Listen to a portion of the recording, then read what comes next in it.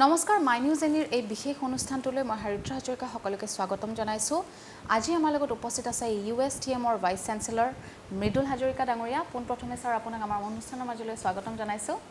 আৰু যেহেতু সমগ্ৰ বিশ্বতে কৰোনা মহামাৰী ইতিমধ্যে এক ত্ৰাসৰ সৃষ্টি কৰিছে, যাৰ ফলত বিদ্যালয়সমূহ যেহেতু বন্ধ হৈ আছে, শিক্ষানুষ্ঠানসমূহ যেহেতু বন্ধ হৈ আছে,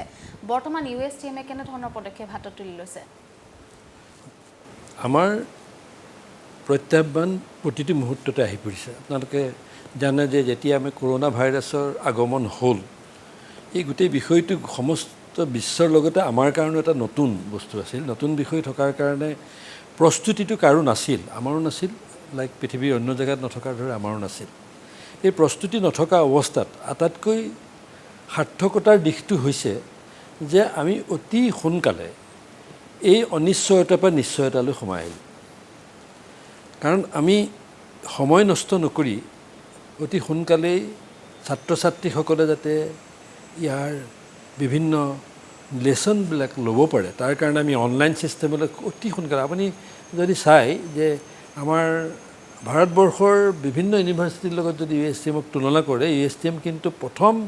ইউনিভাৰ্চিটিখনৰ ভিতৰত যি এই অনলাইন ছিষ্টেমটো এডপ্ট কৰিছে যিমান পাৰে সোনকালে। তেনে ক্ষেত্ৰত ছাত্ৰ ছাত্ৰীসকল এই গোটেই শিক্ষা ব্যৱস্থাটোৰ পৰা বঞ্চিত কম হ'ল। মই একেবাৰে আপোনাক এটা কথা পৰিষ্কাৰকৈ ক'ব খোজোঁ যে অনলাইন ছিষ্টেমে এটা ফেচ টু ফেচ ছিষ্টেমক ৰিপ্লেচ কৰিব নোৱাৰে। তথাপিও তাৰ মাজতে যেতিয়া এটা প্ৰত্যাহ্বান আহি পৰে, আমি প্ৰত্যাহ্বানৰ সন্মুখীন হোৱাটো আমাৰ প্ৰয়োজন। সেই প্ৰত্যাহ্বানৰ সন্মুখীন হ'বলৈকে আমি অনলাইন ছিষ্টেমটো সোনকালে এডপ্ট কৰি আমি সেই তাৰ মাজৰ যিবিলাক গেপ আছিলে সেই গেপবিলাক নাইকিয়া কৰিবলৈ আমি চেষ্টা কৰিলোঁ। আৰু দ্বিতীয়তে আমাৰ আটাইতকৈ ডাঙৰ কথা হৈছে যে অকল লেচন দিলেই নহ'ব, তেওঁলোকৰ লেচনখিনি প্ৰপাৰলি তেওঁলোকে ল'ব পাৰিছেনে নাই, সেই পৰীক্ষা অনলাইন যিটো এক্সামিনেশ্যন ছিষ্টেম সেইখিনিও আমি যিটো এইবিলাক ল'বলৈ আমি চেষ্টা কৰিলোঁ। তাত ছাত্ৰ ছাত্ৰীসকলে ৰেছপণ্ডো খুব ভাল পাইছোঁ। আমি পূৰা ফাইনেল এক্সাম নহ'লেও আমি ছেছনেল এক্সামবিলাক আমি অনলাইন ল'লোঁ, লৈ পেলাই দেখিবলৈ পালোঁ যে ছাত্ৰ ছাত্ৰীসকলৰ ৰেছপন্স খুব ভাল। আৰু আমাৰ এই পদক্ষেপৰ কাৰণেই যেতিয়া ছাত্ৰ ছাত্ৰীসকলৰ পৰা আমি তেওঁলোকৰ ফিডবেক বিচাৰিলোঁ, তেতিয়া ছাত্ৰ ছাত্ৰীসকলৰ 90%ৰ ওপৰৰ ল'ৰা ছোৱালীয়ে কৈছে যে তেওঁলোকক পৰীক্ষা পাতিব লাগে। যেতিয়া UGCয়ে সিদ্ধান্ত লোৱাৰ আগতেই USTMে ফিডবেক লওঁতে সেই ফিডবেকত এই কথাটো স্পষ্ট হৈ ওলাই পৰিব। গতিকে আমি এতিয়া প্ৰথম অৱস্থাটো শিক্ষাটো দিয়া, দ্বিতীয় অৱস্থাৰ প্ৰত্যাহ্বানটো হৈছে যেতিয়া আমাৰ খুলিব, সেই খোলাৰ সময়ছোৱাত প্ৰত্যাহ্বানখিনি আমি বেলেগ ধৰণে আমি ল'ব লাগিব, যাতে ছাত্ৰ ছাত্ৰীসকলে ইয়ালৈ আহি নিজকে ছেফ অনুভৱ কৰে, নিৰাপদ অনুভৱ কৰে। সেইটো কাৰণে যাতে আমি সকলো ব্যৱস্থা ল'ব পাৰোঁ তাৰ আমি চেষ্টা কৰি আছোঁ। আৰু সেই বিষয়ে আমি সবিশেষ আমি আলোচনা আগবঢ়াৰ লগে লগে আৰু ক'ম। হয় ছাৰ, আপোনাৰ কথাখিনি ভাল লাগিল শুনি। আৰু যিহেতু ভয়ংকৰ, একেবাৰে ভয়ংকৰ যিহেতু পৰিস্থিতি, বৰ্তমান পৰিৱেশ অতি ভয়ংকৰ, গতিকে এই বৰ্তমান পৰ্যায়ত এডমিশ্যনসমূহ কেনেধৰণে হৈ আছে আৰু আপোনালোকৰ যিসমূহ অনলাইন ক্লাছৰ বিষয়ে আপুনি ইতিমধ্যে উল্লেখ কৰিছে সেইবোৰ কেনেধৰণে? মানে অনলাইনটোতো আমাৰ ক্লাছ প্ৰায় শেষেই হৈ গৈছে যোৱা ছেশ্যনৰ। এতিয়া এডমিশ্যনবিলাক আমাৰ অনলাইন হৈছে, ৰেজিষ্ট্ৰেশ্যন এডমিশ্যন অনলাইন চলি আছে। যদি এই বৰ্তমান পৰিস্থিতিটোৰ কাৰণে হয়তো এডমিশ্যনবিলাক অলপ শ্ল' হৈছে আগতকৈ, কিন্তু পিক আপ এতিয়া আজি কেইদিনৰ ভিতৰত যথেষ্ট ভাল পিক আপ হৈছে। আৰু আমি ভাবিছোঁ যে আহিবলগীয়া দিনকেইটাত অতি সোনকালে আমি আকৌ আগৰ অৱস্থালৈ আহিব পাৰিম এডমিশ্যনৰ ক্ষেত্ৰত। আৰু যেতিয়া কৈছে পৰীক্ষাৰ ক্ষেত্ৰত আমি নিশ্চয় আমি পৰীক্ষাৰ ফালে আমি আগবাঢ়ি গৈ আছোঁ। আমি ফাইনেল পৰীক্ষা যেনেকৈ কৰিব লাগে UGCয়ে যিখিনি নিৰ্দেশনা জাৰি কৰিছে, আমি সেই নিৰ্দেশনাৰ ভিত্তিতে আমি আমাৰ পৰীক্ষাসমূহ আগুৱাই লৈ যাম। বিকজ আমি প্ৰস্তুতি ইতিমধ্যে হৈ আছে। আমি ইতিমধ্যে ছেছনেল পৰীক্ষাবিলাক আমি পাতিছোঁ। আমাৰ ইতিমধ্যে অনলাইন যিবিলাক ক্লাছেছ পূৰ্ণোদ্যমে চলি আছে, তাৰ এটেণ্ডেঞ্চো ভাল, ছাত্ৰ ছাত্ৰীসকলে ইচ্ছা কৰিছে পৰীক্ষা দিবলৈ। এনে পৰিস্থিতিত আৰু কি ইতিবাচক দিশ থাকিব পাৰে, এই সকলো ইতিবাচক দিশ সামৰি আমি সুন্দৰভাৱে আমি ভাবোঁ যে আমাৰ যিখিনি দায়িত্ব, আমি যিটো প্ৰত্যাহ্বান আহি পৰিছে, প্ৰত্যাহ্বানখিনি সন্মুখীন কৰাৰ যি দায়িত্ব, সেই দায়িত্বখিনি সুচাৰুৰূপে পালন কৰিব পাৰিম। হয় ছাৰ, যিহেতু শেহতীয়াকৈ স্বাস্থ্যমন্ত্ৰী ডক্টৰ হিমন্ত বিশ্ব শৰ্মাই কিছুদিন পূৰ্বে এখন সংবাদমেলৰ যিহেতু সম্বোধন কৰিছিলে, আৰু সেই সংবাদমেলখনত যিহেতু তেওঁ উল্লেখ কৰিছিলে যে যদিহে কৰোনাৰ যদি গণসংক্ৰমণ কিছু পৰিমাণে যদি হ্ৰাস পায়, তেতিয়াহ'লে হয়তো ছেপ্টেম্বৰ মাহৰ পৰা হয়তো খুলিব পাৰিব শিক্ষানুষ্ঠানসমূহ। গতিকে তেনেকুৱা এটা স্থলত আপোনালোকে প্ৰস্তুত হৈ আছেনে? না, আমিতো সদায় প্ৰস্তুত, সেইটো কথা ঠিক। প্ৰস্তুতি দিশত আমি প্ৰথম কথা হৈছে আমাৰ মেঘালয়ৰ পৰা, গতিকে মেঘালয় চৰকাৰৰ সিদ্ধান্তহে আমাৰ বাবে প্ৰযোজ্য হ'ব আৰু খুব এটা ব্যতিক্ৰম নহ'ব মই আশা কৰোঁ। যেতিয়া যদি অসমত খুলি যায় মেঘালয় অলপ 19-20 কিবা এটা হ'ব পাৰে, কিন্তু আটাইতকৈ প্ৰয়োজনীয় দিশটো হৈছে যেতিয়া আমি খুলিম, খোলাৰ সময়ৰ প্ৰত্যাহ্বানটো আমি কেনেকৈ সন্মুখীন হ'ম। খোলাৰ সময়ত প্ৰত্যাহ্বানটোতে পিতৃ মাতৃসকলে, অভিভাৱকসকলে ছাত্ৰ ছাত্ৰীসকলক আমাৰ বিশ্ববিদ্যালয়লৈ পঠাবলৈ নিৰাপদ অনুভৱ কৰিব লাগিব। সেইটো আটাইতকৈ গুৰুত্বপূৰ্ণ দিশ। সেই প্ৰত্যাহ্বানটো আমি ল'বলৈ আমি গৈ আছোঁ। আমি সেইকাৰণে আমি এটা ষ্টেণ্ডাৰ্ড অপাৰেটিং প্ৰচিডিউৰ SOP আমি তৈয়াৰ কৰিছোঁ। সেই এনেকুৱা ধৰণৰ SOP এটা কমপ্লিট এটা SOP তৈয়াৰ কৰিছোঁ যাতে ছাত্ৰ ছাত্ৰীসকলে আহি কি ষ্টেপ ল'ব লাগিব, তাৰ ইউনিভাৰ্চিটিত সোমাওঁতে আমি কেনেধৰণে আমি তাৰ ব্যৱস্থা কৰিম। ধৰক এটা উদাহৰণস্বৰূপে আমি বাছখনত উঠাৰ আগতেও চেনিটাইজেশ্যন, উঠাৰ নামাৰ পিছতো চেনিটাইজেশ্যন। ছাত্ৰ ছাত্ৰীসকলে যেতিয়া ইউনিভাৰ্চিটিৰ ভিতৰত সোমাওঁতে তেতিয়া লাইন পাতি সোমাব লাগিব আৰু সোমাওঁতে চেনিটাইজেশ্যন যিটো প্ৰক্ৰিয়াৰ মাজেৰে যাব লাগিব আৰু সেইকাৰণে তাৰ মাজেদি গ'ল। তাৰপিছত ছাত্ৰ ছাত্ৰীসকলে গ'ল এটা ক্লাছত তেওঁলোকে 50% যিটো ছ'চিয়েল ডিষ্টেঞ্চিং মেইনটেইন কৰি ক্লাছ হ'ব। তাৰ পৰা বাকী 50% হোষ্টেলৰ পৰা তেওঁলোকে অনলাইন সেই একেখিনি ক্লাছেই কৰিব পাৰিব। পিছৰ দিনাখন আকৌ সেই 50% হ'ব। ক্লাছ ৰাতিপুৱা চেনিটাইজ হ'ব, গধূলি চেনিটাইজ হ'ব ক্লাছ। আমাৰ গোটেই বিষয়তে প্ৰেক্টিকেল ক্লাছত আমি যেনেকৈ 50% থিয়ৰী ক্লাছত, প্ৰেক্টিকেল ক্লাছত 1/3 ষ্টুডেণ্ট লৈ পেলাই আমি প্ৰেক্টিকেল কৰিম। আমি যিখিনি নীতি নিয়ম পালন কৰিব লাগে, যিখিনি নীতি নিয়মত ছাত্ৰ ছাত্ৰীয়ে নিৰাপদ অনুভৱ কৰে, যিখিনি কৰিলে ভৱিষ্যতে সঁচাকৈ ছাত্ৰ ছাত্ৰীসকলে এই প্ৰব্লেমটোৰ পৰা, এই সমস্যাটোৰ পৰা আঁতৰি থাকিব পাৰিব, আমি সকলো ব্যৱস্থা আমি হাতত লৈ সেইখিনি কৰিবলৈ গৈছোঁ। আৰু তাৰ কাৰণে প্ৰস্তুতি প্ৰায় সম্পূৰ্ণ, আমাৰ প্ৰায় নহয় প্ৰস্তুতি সম্পূৰ্ণ হৈ আছে আৰু আমি যেতিয়াই খুলিম আমি সেই সুন্দৰভাৱে আমি সেইখিনি আগবাঢ়ি লৈ যাব পাৰিম। হয় ছাৰ, যিহেতু আপুনি ইতিমধ্যে অনলাইন ক্লাছেছৰ কথা ক'লে আৰু ইতিমধ্যে আপোনালোকে যিহেতু প্ৰস্তুতি ইতিমধ্যে চলাইছে, গতিকে যিহেতু আমি জনামতে আপোনালোকৰ বিভিন্ন ধৰণৰ কোৰ্চেছ আছে, কিন্তু তাৰ মাজতে যিহেতু কৰোণাৰ অতি ভয়ংকৰ পৰিস্থিতিৰ আমি সন্মুখীন হৈছোঁ প্ৰথমবাৰৰ বাবে, আৰু তেনেকুৱা এটা স্থলত এনেকুৱা কিবা ক্লাছেছ আপোনালোকে আৰম্ভ কৰিব নেকি? আমি চাওক, গোটেই বস্তুটো হৈছে বা আজিৰ বৰ্তমান পৰিস্থিতিত, বিশ্বৰ পৰিস্থিতি যদি আমি চাই, এখন বিশ্ববিদ্যালয়ক যদি আগবাঢ়ি যাবলৈ হ'লে আটাইতকৈ গুৰুত্বপূৰ্ণ দিশটো হৈছে বিশ্ববিদ্যালয়ত নতুন চিন্তাৰ অৱতাৰণা কৰিব পাৰিছে নে নাই। নতুন চিন্তাৰ অৱতাৰণা মানে ইন'ভেটিভ থিংকিং। যিটো ইন'ভেটিভ থিংকিং, আমাৰ বিশ্ববিদ্যালয়ৰ ইউনিকনেছটো হৈছে ইন'ভেটিভ থিংকিং। খুব সেইভাৱে আমি যদি চাওঁ,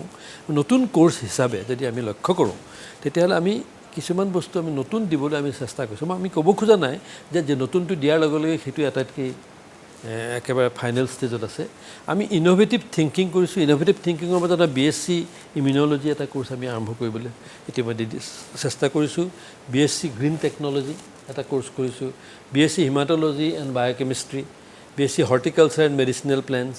BSc organic farming and management. এই গোটেইখিনি নতুন কোৰ্চ এই বছৰৰ পৰা আমি ইণ্ট্ৰডিউচ কৰিবলৈ আমি চেষ্টা কৰিছোঁ। তাৰ কাৰণে আমি ছাত্ৰ ছাত্ৰীসকলৰ পৰা আমি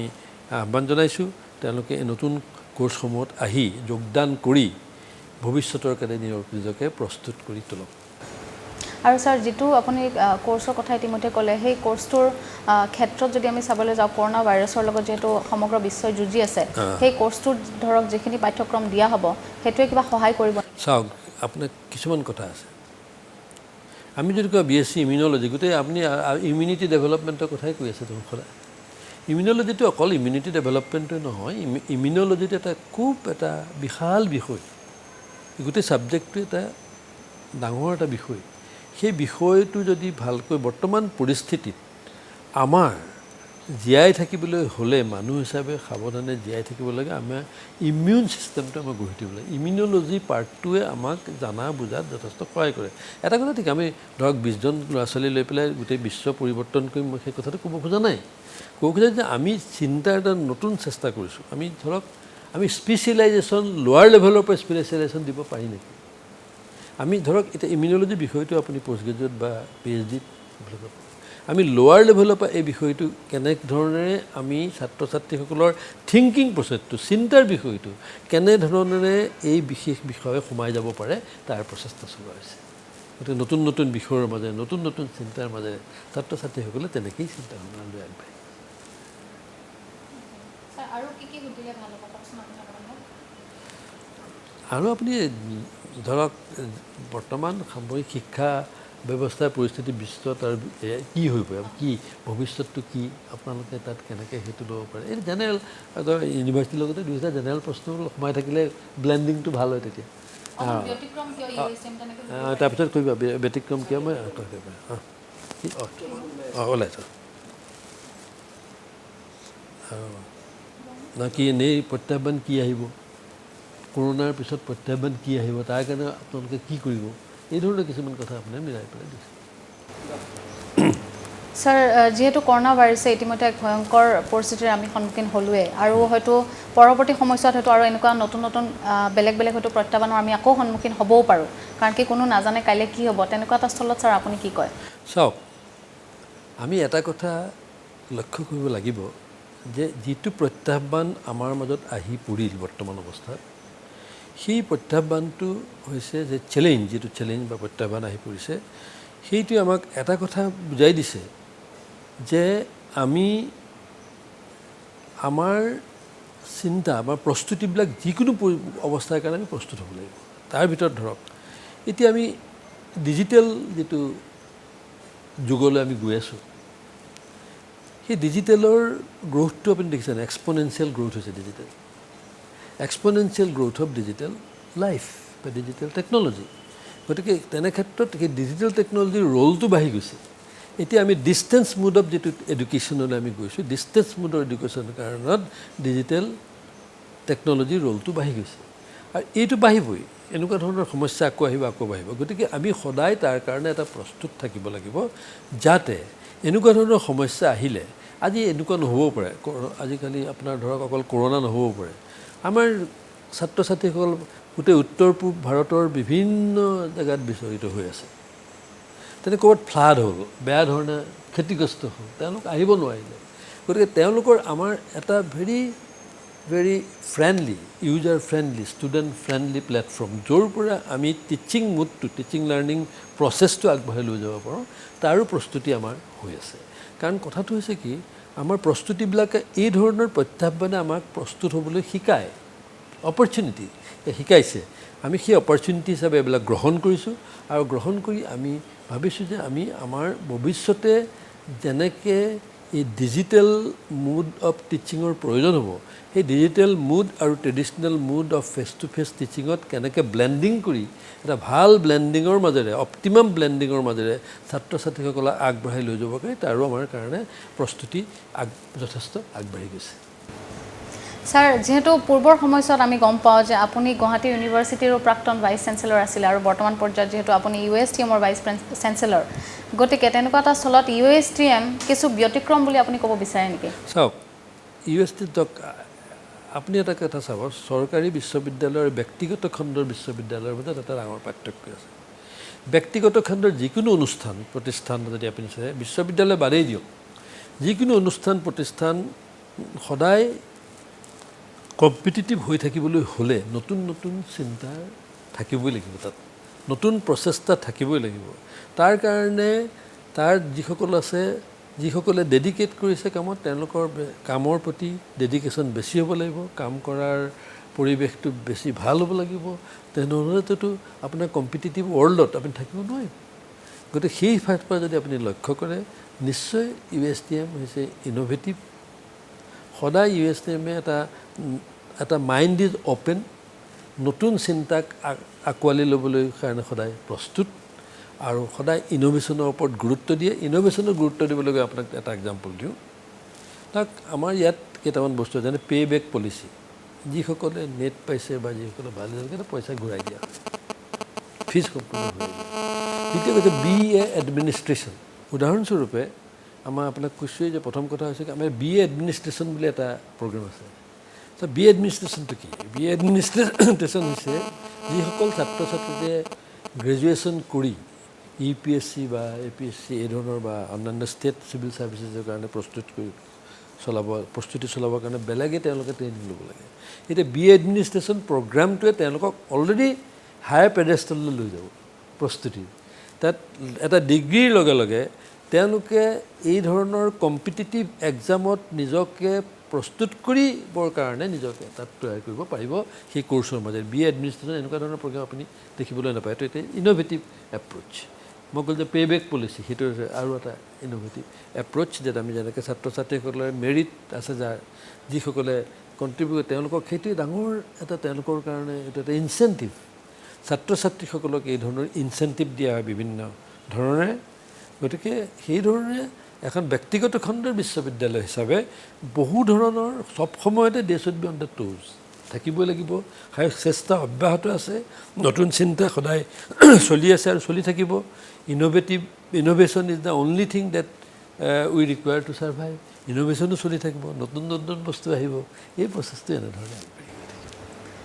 স্যাৰ যেহেতু আপুনি ভালেখিনি কথা উল্লেখ কৰিছে আৰু লগতে আপুনি এইখাৰ কথা উল্লেখ কৰিছে যে আপোনালোকে ইনোভেটিভ বস্তুবোৰত বিভিন্ন ধৰণৰ আপোনালোকে পদক্ষেপ যেহেতু হাতত তুলি লৈছে আৰু USTMA যেহেতু নতুন নতুন বহুতো পৰিকল্পনা হাতত লৈছে গতিকে হয়তো অতি সোনকালে শিক্ষা খণ্ডবোৰ খুলিব আৰু স্যাৰ সমাজক স্যাৰ কিবা বাৰ্তা দিব বিচাৰে নেকি কাৰণ কি যি ভয়ংকৰ পৰিৱেশৰ সৈতে আমি বৰ্তমান মোকাবিলা কৰি আছো তেনেকুৱা এটা স্থলত আচলতে সমাজে কেনে ধৰণে সাৱধানতা সচেতন হৈ থাকিব লাগে চাওক যিকোনো বিষয়ত আমি সমাজ হিচাপে বৰ্তি থাকিবলৈ হ'লেও বা আমি অনুষ্ঠান হিচাপে বৰ্তি থাকিবলৈ হ'লেও আমাৰ সদায় সচেতনতাটো আমাৰ খুব প্ৰয়োজন যিকোনো দিশতে আমি যদি সচেতন থাকোঁ আমাক এই ধৰণৰ প্ৰত্যাহ্বান আহিলে আমি সেই প্ৰত্যাহ্বানৰ সন্মুখীন সহজে আমি হ'ব পাৰিম সচেতনতা সাৱধানতা সচেতনো হ'ব লাগিব আমি সাৱধানো হ'ব লাগিব মই অকল COVID-19 বিষয়ে কোৱা নাই যিকোনো বিষয়ত আমি সদায় এটা সাৱধান আৰু সচেতন হৈ পেলাই আমি আগবাঢ়ি যাব লাগিব আৰু সমাজৰ বাৰ্তা হৈছে কি আমি নতুন যিটো দিশত আমি গৈ আছোঁ আমি নতুন দিশত গৈ আছোঁ সাৰ্ভাইভেলৰ only way for survival is in this competitive world is our innovative thinking আমি ইন'ভেশ্যন যদি নাথাকে আমি হয়তো কম্পিটিটিভ ৱৰ্ল্ডত আমি টিকি থাকিবলৈ সম্ভৱ নহ'ম সেইটো that should be our approach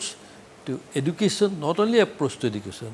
that should be the approach to our life আমি প্ৰত্যেকটো স্তৰতে আমাৰ এটা ইন'ভেটিভ মাইণ্ড এটা লৈ আগবাঢ়ি যাব লাগিব যেহেতু স্যাৰ কৰোনা ভাইৰাছৰ সময়ছোৱাত দেখিবলৈ পোৱা গৈছিলে সমগ্ৰ বিশ্বজুৰিয়ে বিভিন্ন দেশৰ বিভিন্ন প্ৰান্তত লকডাউন যেহেতু ঘোষণা কৰা হৈছিল আৰু অসমতো ঠিক তেনেকুৱা ধৰণৰ যেহেতু অৱস্থা মেঘালয়তো ঠিক একেই অৱস্থা তেনেকুৱা এটা সময়ত যেহেতু শিক্ষানুষ্ঠানবোৰ যেতিয়া বন্ধ হৈ আছিলে তেতিয়া কিবা বাধাৰ সন্মুখীন হৈছিলে নেকি আপোনালোক বাধাটো ধৰক নিশ্চয় সন্মুখীন চাওক দুটা কথা আছে বাধাটোৰ সন্মুখীন হ'ম কাৰণ আমি ইয়াত ধৰক যদিও আমাৰ বিশ্ববিদ্যালয় মেঘালয়ত আমাৰ বিশ্ববিদ্যালয়ৰ লগত জড়িত ব্যক্তিসমূহ অসমত সেইখন বেছিকেলি মেঘালয়ত হ'লেও এই গোটেই বিশ্ববিদ্যালয়খনে অসমৰ ছাত্ৰ ছাত্ৰীক বা অসমৰ মানুহৰ কাৰণে এটা ডাঙৰ সহায় হৈছে শিক্ষাৰ ক্ষেত্ৰতে তেনে ক্ষেত্ৰত দুখন ষ্টেটৰ মাজত যেতিয়া আহি পৰে অবভিয়াছলি দুইখন ষ্টেটৰ নীতি নিয়মবিলাক বেলেগ বেলেগ নীতি নিয়ম বেলেগ বেলেগ হয় কিছু বাধাৰ সন্মুখীন আমি হৈছোঁ নোহোৱা নহয় কাৰণ সেইটো এটা বাধা পলিচি হিচাপে বাধাৰ সন্মুখীন হৈছোঁ আমাৰ ষ্টেট পলিচি মেঘালয়ৰ ষ্টেট পলিচি ডিফাৰেণ্ট সেইটোতো হ'বই পাৰে দুখন ষ্টেটৰ মাজত পলিচি সামঞ্জস্য নাথাকিলে কিছুমান বাধা আহিব সেইটো কাৰো কৰিব কৰণীয় নাই সেই ধৰণৰ থাকিবই আৰু সেইবিলাক তাৰ মাজে মাজে আমি আগবাঢ়ি যাব লাগিব আৰু এয়া আছিলে মাইনিউজেনিৰ বিশেষ অনুষ্ঠানত আমাৰ সৈতে আজি উপস্থিত আছিলে মৃদুল হাজৰিকা তেওঁ আচলতে USTMৰ ভাইচ চেঞ্চেলৰ আৰু ছাৰে ইতিমধ্যে কেইবাটাও গুৰুত্বপূৰ্ণ দিশৰ কথা ইতিমধ্যে উল্লেখ কৰিছে শিক্ষা খণ্ডৰ লগত জড়িত বিভিন্ন কথাৰ ওপৰত তেওঁ উল্লেখ কৰিছে ছাৰ আজি আপুনি আমাৰ অনুষ্ঠানৰ মাজত থকাৰ কাৰণে মই ধন্যবাদ জ্ঞাপন কৰিছোঁ পোনপ্ৰথমে ধন্যবাদ মই মোৰ ফালৰ পৰা ধন্যবাদ জনালোঁ যে USTMৰ ৰাইজৰ আগত তুলি ধৰিবলৈ প্ৰস্তুতি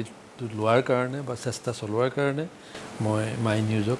মই বিশ্ববিদ্যালয়ৰ তৰফৰ পৰা ধন্যবাদ কৰিছোঁ আৰু এয়া আছিলে আজিৰ এই অনুষ্ঠানটো মাইনিউজেনিৰ বিশেষ অনুষ্ঠানটো কাইলৈ পুনৰবাৰ লগ পোৱাৰ প্ৰতিশ্ৰুতিৰে আজিলৈ বিদায় লৈছোঁ ধন্যবাদ এনেদৰে মুহূৰ্তৰ খবৰ মুহূৰ্ততে পাবলৈ ফ'ল' কৰক আমাৰ ৱেব পেজ www.mynewsany.com আমাৰ ইউটিউব চেনেলৰ লিংক youtube.com/mynewsany ছাবস্ক্ৰাইব কৰক আৰু লগতে ন'টিফিকেশ্যনসমূহ পাই থাকিবলৈ বেল আইকনটো ক্লিক কৰিবলৈ নাপাহৰিব ফেচবুক পেজৰ আমাৰ লিংক facebook.com/mynewsany আমাক ফ'ল' কৰক টুইটাৰতো twitter.com/mynewsany ইনষ্টাগ্ৰামতো আমাৰ ID হৈছে instagram.com/mynewsany সকলোতে ফ'ল' কৰক আপোনালোকৰ প্ৰিয় web channel my news any local vocal and global